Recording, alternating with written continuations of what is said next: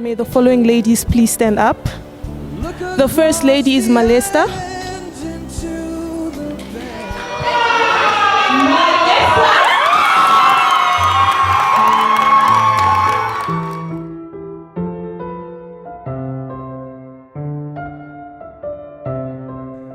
Malesta Botone, appelée aussi Queen Miss Verte, est née à Kinshasa un certain 12 mars. Elle a commencé le mannequinat à l'âge de 15 ans à Kinshasa. Après, à Lubumbashi avec Vlisco, Sikasso, Elvira, Congo Fashion Week. En 2012, Malesta Botone fait son voyage en Afrique du Sud pour des contrats signés avec ProModel et Raj Model Management, des agences de mannequinat en Afrique du Sud. En juin 2013, toujours en Afrique du Sud, Malesta participe à un concours de beauté dénommé Miss Congo South Africa et remporte la compétition et s'est fait couronner Miss South Africa 2013 en date du 14 décembre à Johannesburg. Grâce à ces titres, elle signe un contrat avec une grande agence de mannequinat, Jeffrey Management. Dès son retour au pays, la Queen Miss Verte poursuit une formation en enquête socio-économique dans le bureau d'études d'Okapi Environnement Conseil, CRL, à l'issue de laquelle elle acquiert les outils nécessaires lui permettant d'amorcer la création de son ONG Nature is Life.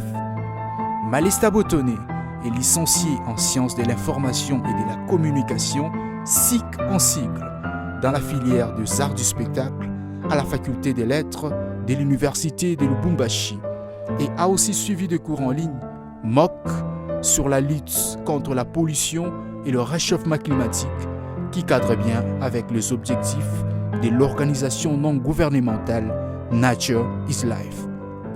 Elle est en plus de cela styliste et a une ligne de vêtements, l'Estamiel Collection, LMC. Dans tout ce qu'elle fait, Malesta Botone, la Queen Miss Verte, n'a qu'une devise: l'humilité précède la gloire. L'ONG Nature is Life, c'est une organisation non gouvernementale qui a pour objet la protection de l'environnement et les déséquilibres fondamentaux de la biosphère, ainsi que lutter contre la pollution et les réchauffements climatiques. Nous avons créé l'ONG Nature is Life depuis le mois de mars en 2017. Et après l'inauguration, donc officiellement, c'était en date du 5 décembre 2017 à l'hôtel Lubumbashi. Et on a prévu faire ça ce jour-là parce que c'est la journée internationale de l'arbre. Et on a profité pour inaugurer officiellement l'ONG. Donc on a commencé à travailler 2018, pas janvier, mais on a pris février. À partir de février, on préparait déjà qu'est-ce qu'on aura à faire pour essayer de sensibiliser la population. Et on a dit, il y a le mois de la femme, mars. On a pris la marche de santé vers la fin du mois de la femme, comme c'est tout un mois. Donc, on a fait la marche de santé avec les mamans de la société civile. Et Mazingira, c'était à partir du mois d'avril, mai, juin, et on a fait la soirée, c'était au mois de juillet. Et après Mazingira concours, on a eu à faire toujours en 2018, on a préparé Miss Verte. On a commencé à se préparer et puis on a lancé au mois d'octobre. Du mois d'octobre jusqu'en décembre, on a voulu essayer de faire ça la soirée le 5 décembre, mais ce n'était pas possible parce que ce n'était pas un samedi.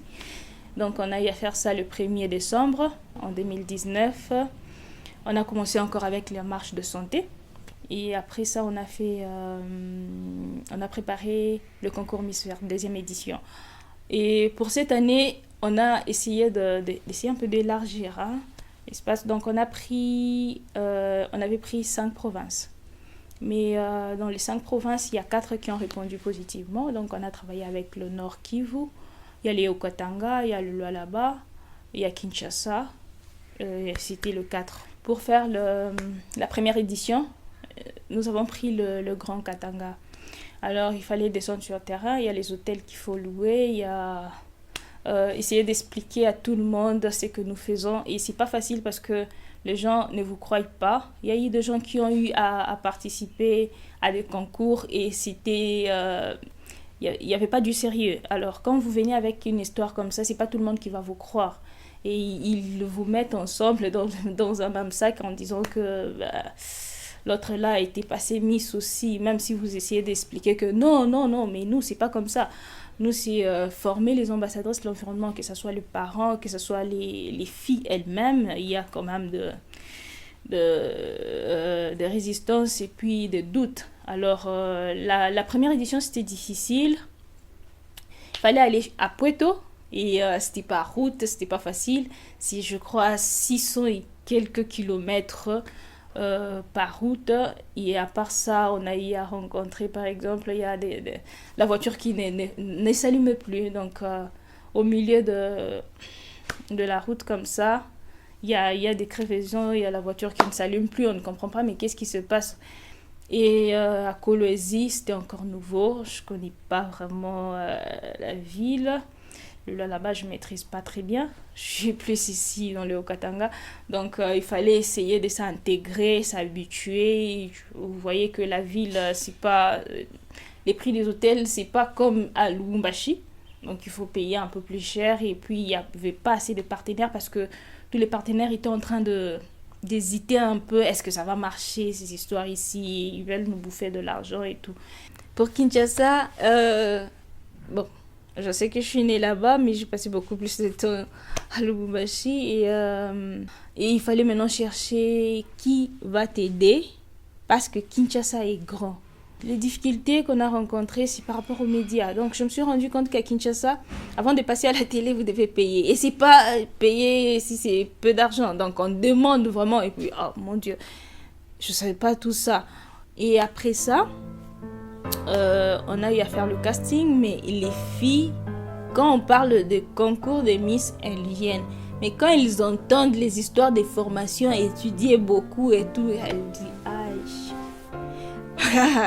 Les filles hésitent un peu pour venir, distraction, on va étudier là-bas, on quitte d'abord l'université, on vient nous embrouiller avec les histoires des arbres ici.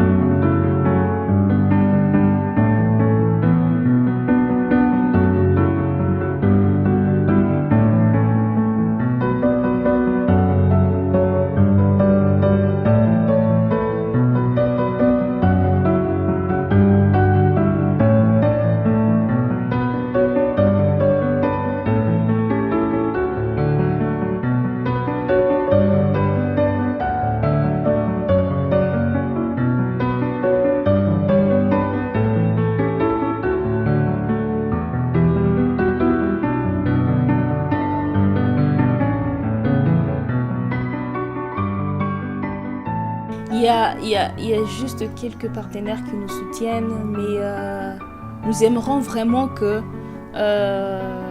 ce soit au niveau international, national ou dans notre pays, vraiment qu'on nous soutienne pour qu'on arrive à réaliser ça. C'est un grand et un bon projet, mais sans les financements, on ne sait rien faire. Et nous avons besoin de soutien, vraiment besoin de soutien financier afin de nous permettre de réaliser un peu nos projets et arriver à atteindre un grand nombre de la population pour que ça soit une réussite. Sinon, on n'arrivera pas seul.